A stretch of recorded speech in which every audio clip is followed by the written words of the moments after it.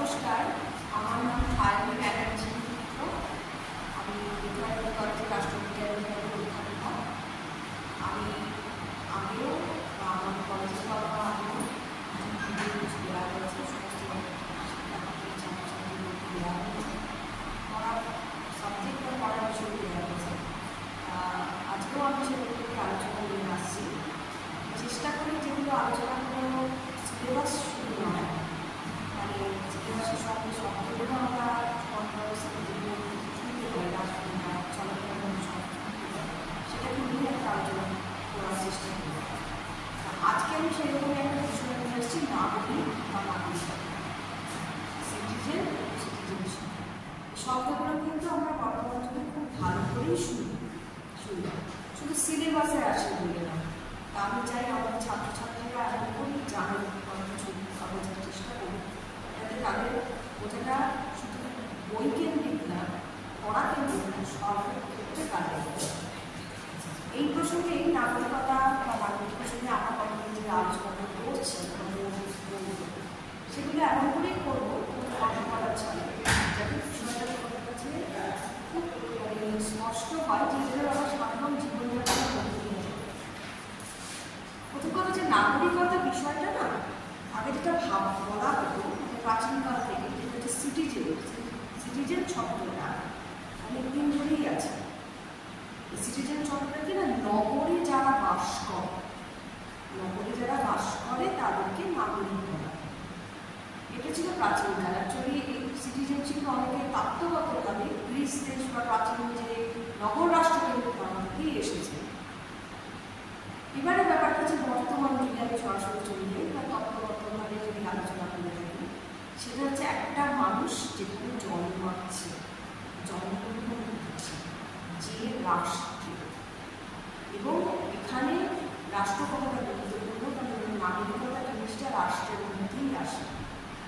অর্থাৎ রাষ্ট্র ছাড়া নগরবাসীর অবস্থান বা এটা অসম্পূর্ণ হয়েছে। যে রাষ্ট্রে বা যে দেশে বা হাসপাতাল দেশে জন্মগ্রহণ করছে, তাহলে সেইখানকার নাগরিকতা সে পায় জন্মগ্রহণ করার পরে। এবার অনেক সময় যেটা হয় সেটা হচ্ছে জন্মগত ছাড়া স্থায়ীভাবে যদি কেউ বসবাস করে যুগের পর যুগ ধরে বা অনেকদিন ধরে, সেটা বিভিন্ন মানুষকে আমরা পরবর্তীতে আলোচনা করছি, তখনও সে নাগরিকতা পায়। তাহলে কি রাষ্ট্রের মধ্যে জন্মগত বা স্থায়ীভাবে বসবাসকারী ব্যক্তি এবং রাষ্ট্রের প্রতি আনুগত্য প্রদর্শনকারী ব্যক্তি নাগরিক।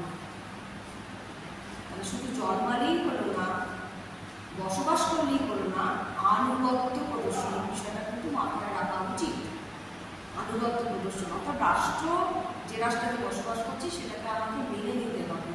তার যে বসবাস করে তার যে কর্তব্য এবং তার যে অধিকার কর্তব্য এবং বর্তমান যুগের সংবিধান, সেগুলো মেনে নিতে হবে। সেগুলো মেনে নিলেই সেটাই আস্তে আস্তে নাগরিকতা, যেটা পাওয়া যায় বা জন্মগতভাবে কেউ নিতেই পায় এবং সেটা নাগরিক হয়ে ওঠে। এবারে একটা কথা থাকে সম্পূর্ণ নাগরিক, অসম্পূর্ণ নাগরিক। সম্পূর্ণ নাগরিকটা কি? প্রথমেই যেটা বললাম, জন্মগতভাবে যে নাগরিকতাটা আসে সেটা হচ্ছে সম্পূর্ণ নাগরিক। ঠিক আছে, আমি যখন জন্মাচ্ছি তাহলে সে মানে জন্মগ্রহণ হয়ে গেল, তাহলে সেটা সম্পূর্ণ নাগরিক। এবার এটা একটা পার্ট কি না, প্রথমে জন্মানোর পরে তারপরে 18 বছর বয়স হলো। 18 বছর বয়স হলে তখন সে নাগরিকতাটা পাকাপাকিভাবে পায়। আর এখনকার যুগে তোমরা যেটা ভালো করে বুঝবে, এটা হচ্ছে ভোটাধিকার।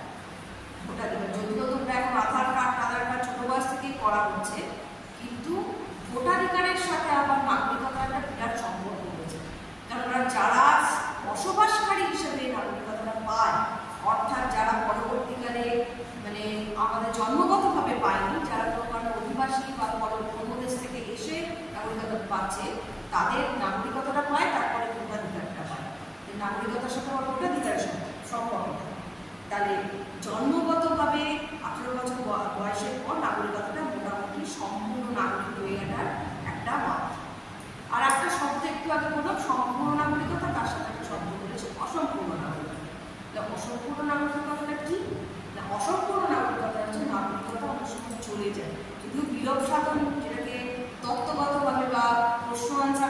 তোমরা বুঝবে নাগরিকতা বিলোপ সাধন, কিন্তু সেটা আমি আলোচনা পরে করছি। তবু অসম্পূর্ণ নাগরিকের শব্দটা এখানে চলে আসে। সেটা হচ্ছে যে কোনো কারণে কোনো বিকৃত মস্তিষ্ক, দেউলিয়া বা এসব হয়ে গেলে তখন নাগরিকতা থেকে বঞ্চিত হয়। এবং এটা বেশিরভাগ ক্ষেত্রে হয় যে সমস্ত নাগরিকতা অর্জন করতে হয়, মানে বিদেশি বা বাইরে থেকে এসেছে, সেটা যে কোনো দেশে হোক, কিন্তু তারা যদি কোনো অপরাধমূলক কাজে বিকৃত মস্তিষ্ক বা নাগরিকতা অসম্পূর্ণ নাগরিকতা দেওয়া।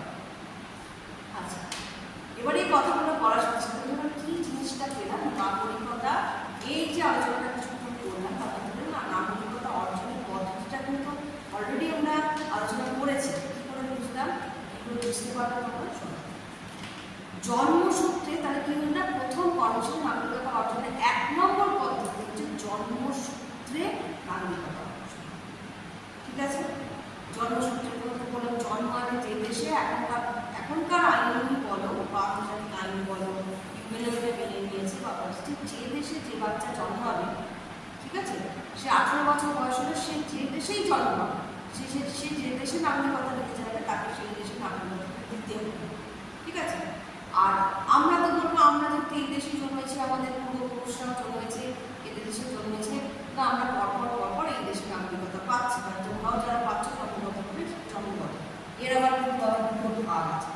একটা কি না, তোমার নাগরিকতার এক্ষেত্রে রক্তের সম্পর্কে নীতি বলে একটা কথা আছে, আর জন্মস্থান। আমি যে কথাটা বললাম সেটা হচ্ছে জন্মস্থান। জন্মস্থান নীতিটা কি না, যেটা যেই দেশে মানুষ জন্মাচ্ছে, যে সময় যে স্থানে জন্মাচ্ছে, 18 বছর বয়স হলে যেটা বলবে সেটা হচ্ছে জন্মস্থান। আর একটা কি 1 নম্বর বললাম হচ্ছে রক্তের সম্পর্ক। অনেক সময় দেখা যায় যে বাবা বা মাতা বা পিতা যে দেশে অন্য কোনো দেশের নাগরিক হলে পরে তখন তাদের নাগরিকতাটাও অটোমেটিক পাওয়া যায়। যেমন ধরো আমরা এই শব্দগুলো শুনে থাকি, অ্যাংলো ইন্ডিয়ান শব্দটা তোমরা শুনেছ, নিশ্চয়ই শুনে থাকবে, খুবই শোনা। অ্যাংলো ইন্ডিয়ানটা কি, তাদের বাবা মার কেউ হয় দুজনেই, মাতা পিতা দুজনেই, কেউ বা বাবা বা কেউ একজন বিদেশি নাগরিক ছিল। তখন তারা কি হয় না, অনেক সময় জন্মসূত্রে মা বাবার দুজনই হোক বা একজনই হোক যদি হয়েছে, তখন নাগরিকতাটা অটোমেটিক হচ্ছে যে রক্তের সম্পর্কের নাগরিকতা। বুঝতে পারছি, রক্তের সম্পর্কে নাগরিকতা। এরপরে আলোচনার কাজ করতে কিছুটা বর্তমান জন্মগত যেমন বললাম, আর একটা হচ্ছে অনুমোদনের দ্বারা নাগরিকতা অর্জন। অনুমোদনের দ্বারা এরও আবার দুটো ভাগ, একটা হচ্ছে ব্যাপক অর্থে, এক সম্পূর্ণ অর্থে। এবার ব্যাপক অর্থে বলতে গেলে ধরো একটা যে দেশে আমি বসবাস করছি, আমি অন্য কোনো দেশে একটা তাদের রাষ্ট্রের কোনো চাকরি বাকরি নিয়ে করে চলে গেল, তখন কি হয় সেটা যেমন সেটাও হয়। আর বিদেশে ভাড়াটে সৈনিক, মানে আমার দেশে আমি সেনাবাহিনীতে কাজ করলাম, কিন্তু বিদেশে কোনো জায়গায় গেলে সেনাবাহিনীতে যোগদান করে ভাড়াটে সৈনিকের মতো কাজ করেছে, তখন যেগুলো পাওয়া যায় এগুলো হচ্ছে তোমার ব্যাপক অর্থে, মানে এই নাগরিকতাটা তখন ব্যাপক অর্থে তারা তখন নাগরিকতা পায়। অন্য দেশের চাকরি মানে এখানে ভাগ আছে, আমি কিন্তু এখানে রাষ্ট্রের চাকরি, মানে সাধারণত সরকারি চাকরি তারা বিভিন্ন ধরনের করতে পারে বা কিছু ভ্যালু দেবে, তখন তারা ব্যাপক অর্থে এই নাগরিকতা। আর একটা হচ্ছে সংকীর্ণ অর্থটাই বেশি প্রচলিত বা বেশি, সেটা তার কারণটা হচ্ছে যেখানে ধরো কর্মসূত্রে, সেটা সরকারি বেসরকারি প্রাইভেট বিভিন্ন কোম্পানি, এখন তো কোম্পানিগত চাকরি করে যেগুলো বিদেশে গেছে, বা কেউ কোনো কাজের সূত্রে গেলে হয়তো বিদেশে রয়েছে, এবার সে তখন ওই দেশের নাগরিকতা গ্রহণ করতে চায়, তখন কী করবে না, সে আবেদন করবে, অ্যাপ্লাই করবে, সে তখন আবেদন করবে। সে আবেদনের মাধ্যমে যে নাগরিকতাটা আসে সেটা তোমার এটা সময়ও লাগে এবং এর বিভিন্ন পদ্ধতির মাধ্যমে পরপর করতে থাকে। আচ্ছা, এবং পরপর চলতে থাকে, এবং এই পরপর চলতে চলতে এটা অনুমোদন সম্পূর্ণ হবে, এরপরে আস্তে আস্তে পরবর্তীকালে গিয়ে সে অনুমোদনটা পায়, নাগরিকতাটা পায়। আচ্ছা, ওটা সময় লাগে।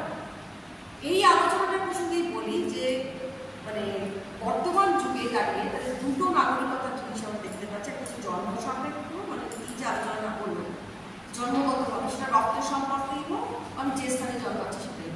আর একটা কি না, অনুমোদনের মাধ্যমে। এই অনুমোদনের মাধ্যমে কি না অর্জন করতে হয়, এই অনুমোদনের মাধ্যমে পুরোপুরি অর্জন করতে হয়, এটা পদ্ধতি বা প্রসিডিউরের মাধ্যমে। এবং বর্তমানে সারা বিশ্বব্যাপী যেটা চলছে, তারা বিশ্বব্যাপী সারা গ্লোবালাইজেশনের ফলে বহু মানুষ কর্মসূত্রে বা বিভিন্ন কাজের সন্ধানে বাইরে যাচ্ছে এবং অনুমোদিত নাগরিকতাটা খুব ধীরে ধীরে বেড়ে গেছে, ধীরে ধীরে বেড়ে গেছে। এবং সেখানে গিয়েও তাদের পরিবার পরিসর জন্মাচ্ছে, এবং সেখানে গিয়েও পরিবার পরিসর তারা কেউ জন্মগতভাবে পাচ্ছে, কেউ অনুমোদনের মাধ্যমে পাচ্ছে। তাহলে এই বিষয়টা সাম্প্রতিককালে যে আমরা যে আমেরিকা যুক্তরাষ্ট্রের যে কিছু নীতি নিয়ে যে সমস্যা হয়েছে বা দেখা আলোচনাগুলো চলছে বা মানে অনেক ট্রাম্প সরকার এই করেছে তার কারণটা কি, অনুমোদিত নাগরিকতা নিয়ে তারা কিছু নিয়ম জারি করেছে, তারা কিছু শর্ত চাপিয়েছে। আদৌ শর্ত ছিল, তার শর্ত থাকে, কিন্তু তার শর্ত সাপেক্ষ চাপানো বা তার মধ্যে তারা কিছু বাধ্যবাধকতা করছে বলেই এই আলোচনা। এগুলো হচ্ছে এই আলোচনাগুলো তো টিভিতে বা মোবাইল, এখনকার যুগে মোবাইলের দৌলতে বিভিন্ন সোশ্যাল মিডিয়ার মাধ্যমে দেখতে পাচ্ছ, শুনতে পাচ্ছ। তাহলে কিনা এটা বিশেষত অনুমোদিত নাগরিকতারই জন্য বা এগুলো করা হচ্ছে বা এগুলো এই অনুমোদিত নাগরিকতার মধ্যে পড়ে। আর এই প্রসঙ্গে একটা কথা বলে থাকি, ও নাগরিকতার শব্দটা সিটিজেনশিপ নাগরিকতার সাথে আর একটা শব্দ জড়িত থাকে, সেটা হচ্ছে ন্যাশনালিটি। ন্যাশনালিটি মানে শুধু কিন্তু জাতীয়তাবাদ, মানে বাংলাদেশের শুধু জাতীয়তাবাদ না। ন্যাশনালিটি শব্দটা দেখবে বহু সময় ফর্ম ফিল আপ, মানে বড় বড় জায়গায় ফর্ম ফিল আপ বা বড় বড় পরীক্ষার ফর্ম ফিল আপে একটু ন্যাশনালিটি থাকে, বা কোনো দেশের তুমি অন্য কোনো দেশে যাতায়াত করো বা এ করো বা পাসপোর্ট ভিসা এসব কিন্তু ন্যাশনালিটি। এই ন্যাশনালিটি শব্দটা কিন্তু না মানে হচ্ছে নাগরিকতা, তুমি কোন দেশে নাগরিক, ঠিক আছে, তুমি কোন দেশের নাগরিক সেইটার উপর তোমার ন্যাশনালিটি বা তোমার এটার শব্দটা ব্যবহৃত। এখানে কিন্তু কোনো জাতীয়তাবাদ বা জাতিগত সব কিছু বোঝানো হচ্ছে না। এটা জানিয়ে রাখি যে মানে পরবর্তীকালে মানুষের বিভিন্ন রকম প্রয়োজন বা করতেই পারে, সেগুলোই বলছে। এরপর একটা বিষয় আলোচনা করি, যে আলোচনা করতে গিয়ে এখন সাম্প্রতিককালে এটা আসছে, সেটা হচ্ছে দ্বৈত নাগরিকতা। দ্বৈত নাগরিকতা বলতে যেমন আমি আগের ভিডিওতে বলেছিলাম, সেটা হচ্ছে যুক্তরাষ্ট্রের ব্যবস্থা, সেখানে দ্বৈত নাগরিকতা একটা মানে অংশ, মানে দ্বৈত মানে যুক্তরাষ্ট্র ব্যবস্থার একটা বৈশিষ্ট্য হচ্ছে দ্বৈত নাগরিকতা। সেটা কি না, তোমার একটা অঙ্গরাজ্যের নাগরিক আর একটা হচ্ছে কেন্দ্র সরকারের নাগরিক, যে পুরো দেশের একটা নাগরিক আর কোনো অঙ্গরাজ্যে বাস করে। আমি যে নাগরিকতাটার কথা বলছি দ্বৈত নাগরিক, হ্যাঁ 100% সব জায়গাতে যুক্তরাষ্ট্রীয় ব্যবস্থা নেই। যুক্তরাষ্ট্রীয় ব্যবস্থা যেখানে ভালোভাবে কার্যকর, যেমন আমেরিকা যুক্তরাষ্ট্রে দ্বৈত নাগরিকতার ব্যাপার আছে। আমি যে দ্বৈত নাগরিকের কথা বলছি সেটা হচ্ছে একই সঙ্গে দুই বা একাধিক মানে রাষ্ট্রের নাগরিক, সেটা হচ্ছে দ্বৈত নাগরিকতা। এখন অনেক জায়গাতেই দেখা যাচ্ছে, বিশেষ তৃতীয় বিশ্বের দেশগুলোতে দেখা যাচ্ছে, বা যেখানে ছোট ছোট দেশ বা তৈরি হয়েছে, সেখানে একই সঙ্গে দ্বৈত নাগরিকতার বিষয়গুলো চলে আসছে। মানে একই সঙ্গে সে ভারতীয় নাগরিক বা সে অন্য কোনো দেশের নাগরিক, এটা খুব যাচ্ছে বা দেখা যাচ্ছে।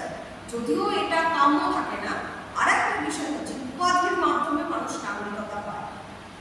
অনেক সময় কোনো রাষ্ট্র, বিশেষ বড় বড় খেলোয়াড়, বড় বড় শিল্পপতি, বড় বড় জায়গায় যারা অ্যাচিভ করে, বিজ্ঞানী অনেক সময় অভিনেতা অভিনেত্রী, যারা সমস্ত ভালো বড় বড় জায়গায় যারা অ্যাচিভমেন্ট পায়, তাদেরকে অনেক সময় নাগরিকতা দেওয়া হয়। সেই নাগরিকতা দেওয়া যেটা হয়, সেই নাগরিকতাটা তখন করে না, তখন তারা একই সঙ্গে দেখা যায় দুটো দেশের বা তিনটে দেশের নাগরিকতা পেয়ে থাকে, ঠিক আছে। বড় বড় প্লেয়াররা তো অনেক সময়ই পায়, কিন্তু সেই নাগরিকতাটা কি কতটা পক্ষে বিপক্ষে একটু মত পার্থক্য আছে। কারণ অনেক সময় বলে এটা কার্যকর হয় না, এমনিতেই থাকে। আর অনেকে বলে থাকে যে না, এটা কার্যকর করে অনেকে সুযোগ নেয়। সুযোগটা কেমন, যেমন ধরো সত্যি কথা বলতে, এই যে সাম্প্রতিককালে অর্থনৈতিকভাবে যে সমস্ত ফ্রড সমস্ত হচ্ছে, বিশাল বিশাল যে অর্থনৈতিক ফ্রড, মানে অর্থনৈতিক দিকতে যে বড় বড় আর্থিক কেলেঙ্কারি দেখা যাচ্ছে, সে এখন আমাদের দেশে ঘটনাটা খুবই হয়েছে যে সে আমাদের দেশে নাগরিক ছিল, এখনও রয়েছে, কাগজে কলমে রয়েছে, কিন্তু সে অন্য দেশের নাগরিকতা নিয়ে চলে গেছে এবং সে অর্থনীতি মানে বিভিন্ন ব্যাংক থেকে শুরু করে বিভিন্ন বিষয়ে সে ঋণ গ্রহণ করে চলে গেছে, সেটা সত্য করেনি, পুরো আমাদের ক্ষতি হয়ে গেছে। এটা ভারতবর্ষ বলে না, সারা পৃথিবীর বিভিন্ন, আমরা ভারতবর্ষ খবরটা বেশি জানি তাই, কিন্তু অন্যান্য রাজ্যে যেটা, এটা একটা দ্বৈত নাগরিকতার একটা খারাপ দিক বলা যায়। যেহেতু এই আলোচনাটা বললাম, আমি এমনই আলোচনা করতে চাইছি যেন তোমরা সব বিষয়টা জানো বা ইয়ে করো। অনেক ভালো ভালো, তবে এটা কি খারাপ দিক বলো, ভারতের সচিন তেন্ডুলকারের মতো প্লেয়ার, তারপরে ইনক্লুডিং সৌরভ গাঙ্গুলি, এদের কিন্তু বহু এক শুধু ভারতবর্ষে না, বহু লতা মঙ্গেশকর, যেটা উনার তো বোধহয় প্রায় 10-12টা দেশে নাগরিকতা লিখেছিলেন। তাছাড়া আরও অনেকে আছে যাদের নাগরিকতাটা একার হয় না, মানে একটা দেশের উপর থাকে না, বিভিন্ন দেশেই তাকে নাগরিকতাটা স্বেচ্ছায় প্রদান করে। যেমন নাগরিকতা অর্জনে এটাও একটা পদ্ধতি, উপাধিকারের মাধ্যমে নাগরিকতা অর্জন।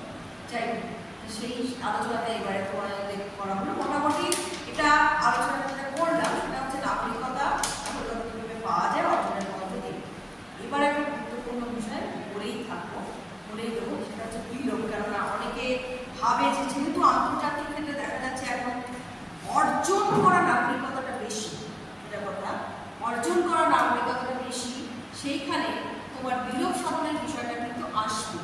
বিলোপ সাধনের বিষয়টা কেন আসবে তার কারণ হচ্ছে অর্জন করা নাগরিকতাতে কতগুলো শর্তও থাকে, যদি জন্মগতভাবে যেটা বললাম দেউলিয়া বা তোমার মানসিক বিকৃতি বা মানে অর্থোচ্চ বা বড় বিরাট কোনো অপরাধ জগতে গিয়ে বলে তখন এমনি অটোমেটিক্যালি নাগরিকতা চলে যেতে পারে। তবুও অর্জন করা যে সমস্ত নাগরিকতা থাকে সেখানে দেখা যাচ্ছে যে শর্তগুলো যদি ঠিকঠাক পূরণ না করতে পারো তখন কিন্তু তোমার নাগরিকতা চলে যাবে বিলোপ। এবার এটাকে আমি সাধারণত তত্ত্বগতভাবে দুটো ভাগে ভাগ করা হয়। দুটো ভাগ কি? একটা হচ্ছে স্বেচ্ছায় আমি নাগরিকতা বিলোপ করে দিলাম, আর একটা হচ্ছে বাধ্যতামূলক।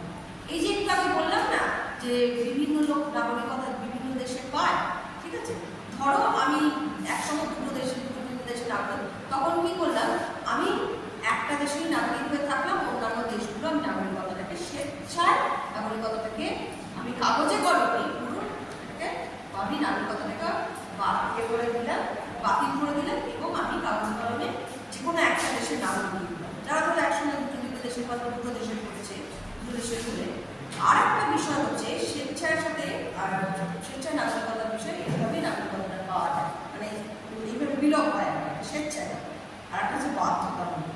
এবার এই বাধ্যতামূলকের ক্ষেত্রে মানে বাধ্যতামূলকের ক্ষেত্রে প্রথম কথাই হচ্ছে যে ধরো আমি দীর্ঘকাল কোনো দেশে অনুপস্থিত, ঠিক আছে, তখন কিন্তু নাগরিকতা চলে যায়, নাগরিকতা চলে যায় হয়ে যায়। তারপর হচ্ছে কোনো কারণ হলো সেনাবাহিনীতে যোগদানের মাধ্যমে যে ভাড়াটার সাথে বললাম, তিনি সেনাবাহিনী থেকে যদি পালিয়ে যায় তাহলে কিন্তু তার চলে যাবে নাগরিকতা, যে দেশ থেকে পার হচ্ছে।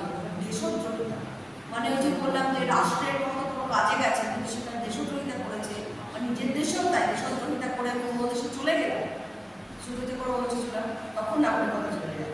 এরকম তার গুরুতর অপরাধ, যেমন এখনকার দিনে আন্তর্জাতিক তোমার যে কি বলবে যে সন্ত্রাসবাদ, খুব বড় সমস্ত দেশে একটা সমস্যা, বিভিন্ন ধরনের সন্ত্রাসবাদী যে সেই সমস্ত ক্ষেত্রেও কিন্তু নাগরিকতা চলে যায়।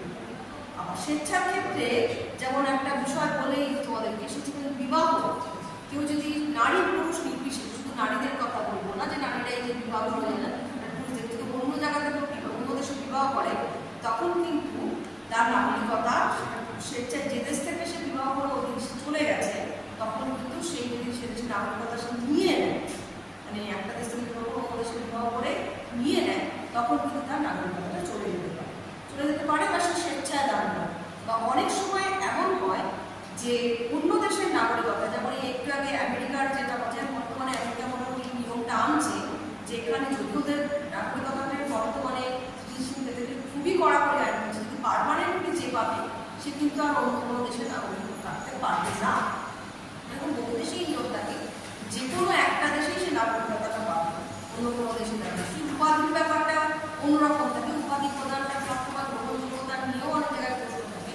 তবুও এইরকম যে নাগরিকতাটা একটা দেশের নাগরিক থাকলে অন্য দেশের নাগরিকতাটা অটোমেটিক বিভিন্ন দেশে চলে যাবে।